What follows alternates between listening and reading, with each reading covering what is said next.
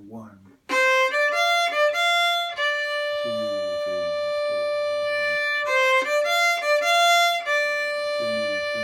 4, 1.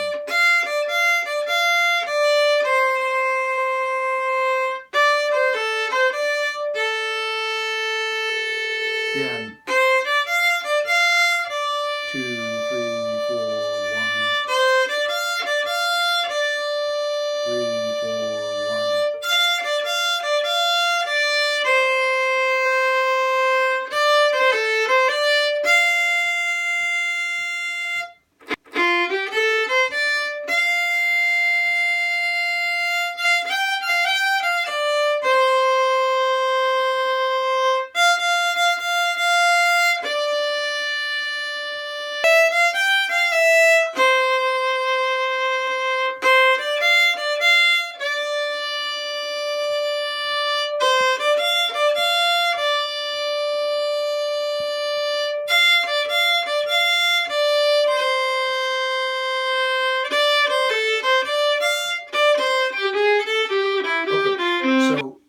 This is how you go about learning the foundation for playing over chords in a song. So we know that the first chord in Sugar Moon is an F6.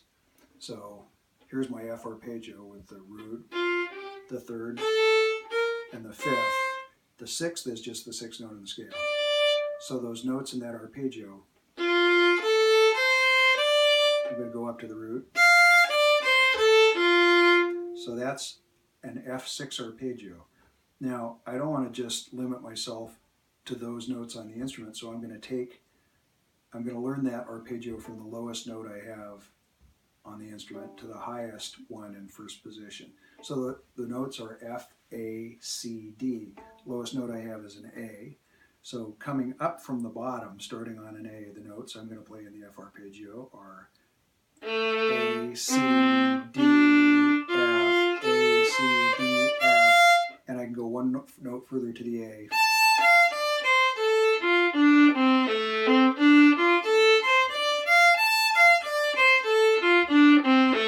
So I just want to get comfortable with knowing where those notes are. But when I'm actually playing this in a song, when I'm using these notes to improvise, I'm not just going to play them in that order. So what we're going to do is we're going to start making up little patterns. And the first pattern is going to be up 3, up 4. So I started on the lowest note, the A, and I went 4 notes up in the arpeggio, A, C, D, F. And then I'm going to move to the next note in the arpeggio, and I'm going to go up 4 again. Now I'm going to move to the next note, which is the D, the sixth, and go up 4. Next note. Next note. And that takes me to the top note that I could get without shifting, so now I'm going to come back down.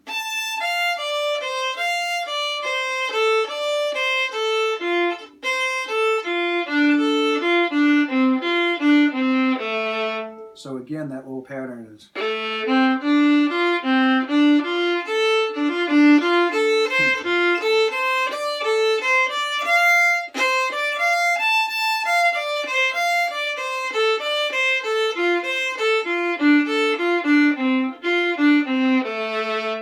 And the reason we're going here is because if you can sort of get a good grip on this, it gets you a ton of the way down the road for improvising very quickly. So if you think of Sugar Moon, let's say I was going to play the melody and kind of embellish in the cracks.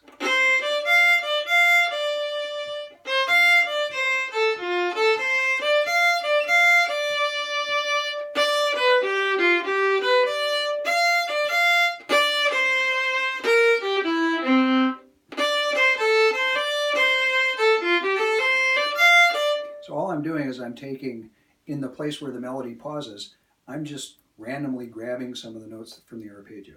From the F6 arpeggio. From the F6 arpeggio. And only from that. No, I cheated. So yeah, that's why I heard it. So a note in there. It was a different note. Yeah. So the second chord in Sugar Moon is a G7. So from bluegrass, you know that that's G is, there's the root, third, and fifth.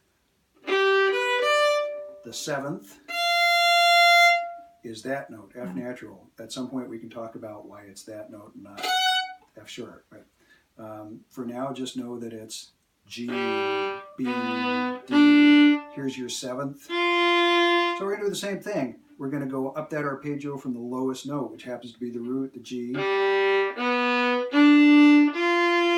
we're going to keep going. G, B, D, F. And I could still keep going back up to the G, the root, and the third.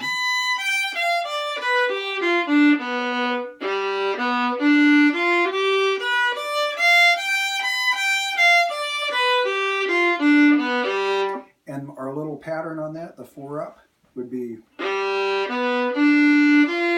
Now you got to kind of quickly whip your finger to get the B natural to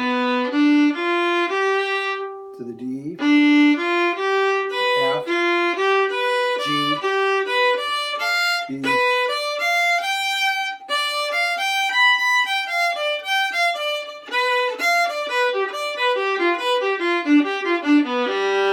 So that would be the second chord. The third chord is a C7 chord.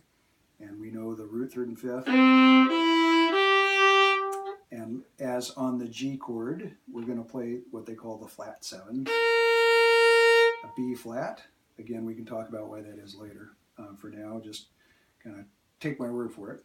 So the note C is the root, E is the third, G is the fifth, E flat is the seventh. So I'm going to do the same thing. What's the lowest note I have in that chord? Well, it's a G, the fifth. Second note would be the B flat, the seventh, and then I'm starting over at the bottom. So G, C, G, B flat, C, E, G, B flat,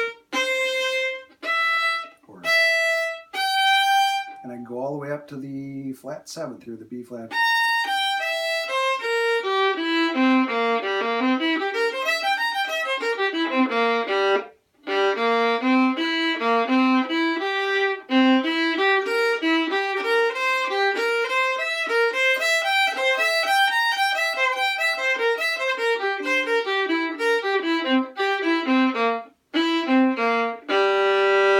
So that's the exercise. That right there is a lot of work, but I'd like you to go ahead and start it.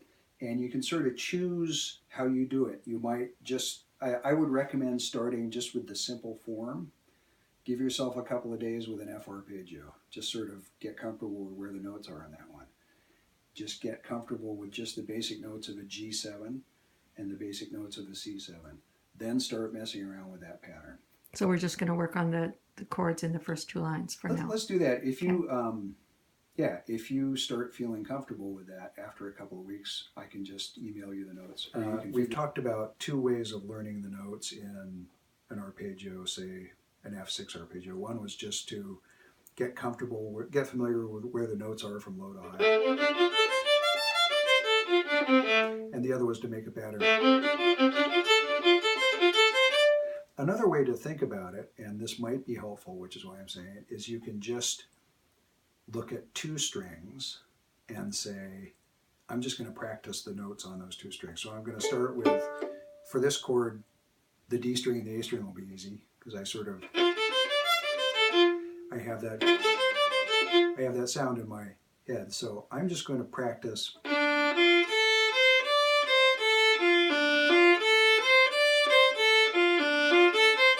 And I'm going to start at the top.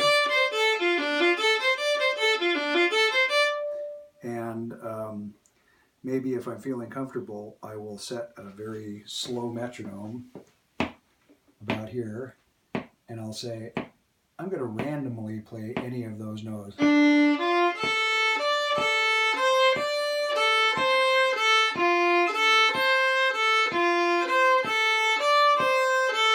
So the game is, can I play at a slow, consistent tempo, randomly choosing notes, but randomly choosing notes only that belong in that arpeggio. Now I'm going to go do the same thing on the bottom 2 strings.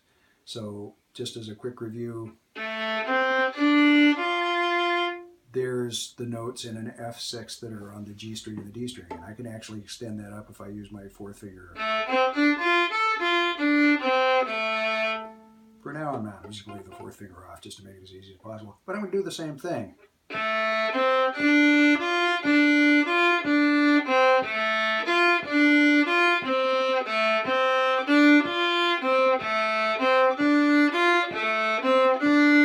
I'm going to move up to the top two strings.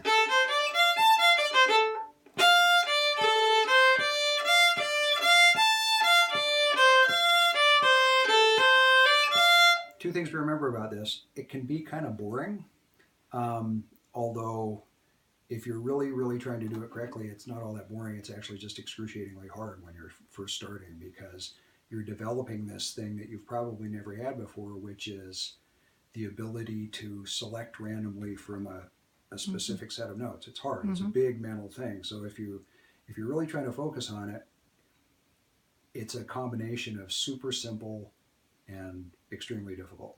The other thing is, it's not going to sound very musical. It's not going to sound like I'm playing Western swing. It's okay. This is like, if you're ballet dancers actually spend a certain amount of time doing things like push-ups because they have to hoist those ballerinas up. It's like, these are the push-ups, or if you're a tennis player, you hit 900 backhands.